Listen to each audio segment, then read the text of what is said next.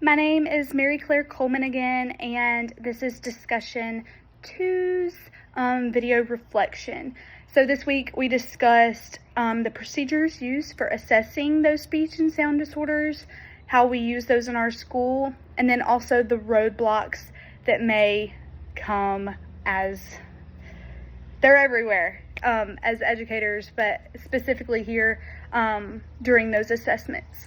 So the first thing that really stuck out to me and that I really got to reflect personally on was the first step of assessing a student, which is like noticing that a student needs, may require speech therapy, or just notice something off about their speech.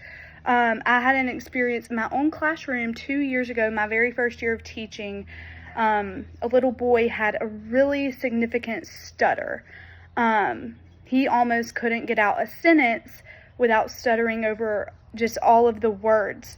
So it was a significant problem, and I could tell that his friends in our class would notice, things like that. I was a resource teacher then, so I just had like the typical small groups, 5 to 6 students, but you could tell that they noticed it. And you could tell that he noticed that they noticed it, and I got to see the effect that had on him. So I went to our speech therapist. We have a great SLP at our school, and she gave me some pointers that I can use in my classroom, which I was so shocked by that I, as the special education teacher, not even me being the speech teacher, could have such an impact on these students. So she gave me those pointers, and the pointers were to talk slowly, clearly, really articulate like each sound as you say it, but say it in a slow manner. Try not to talk really fast around him because it could just be social anxiety and things like that. And she said that if it were that the problem would probably go away, or you would see a little bit of a difference through modeling just the clearer way of speaking. And so one day I remember at our small group table, we just did exercises like that where we did deep breathing, and I didn't call him out and say, we're doing this to try to fix your stutter.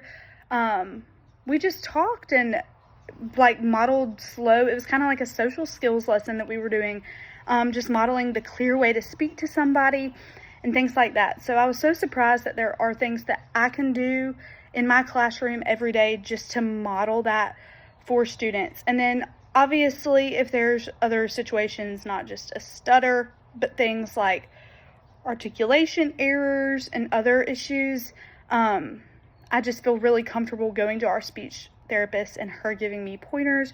And then if we ever had to refer, I teach a class with students who have significantly higher needs than others, so they all receive speech therapy.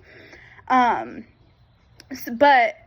out in the other school settings, if I ever saw a student or heard a student speaking, I could go to their teacher, and things like that.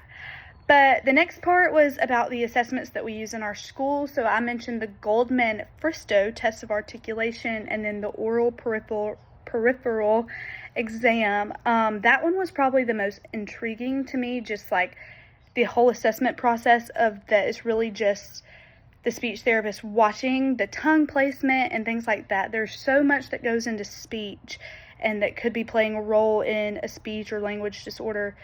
So it was cool to learn about that and see how they do that. And my speech pathologist does this so well. She gave the Goldman-Fristow in my room this past year to one of my students who had been dismissed from speech therapy, but we thought he might benefit again.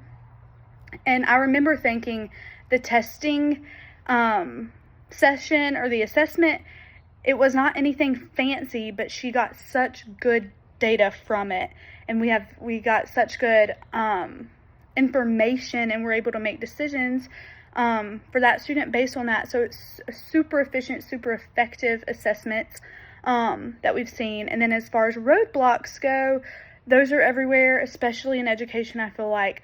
So just how to overcome those is really just collaborating with the team and really focusing on the student.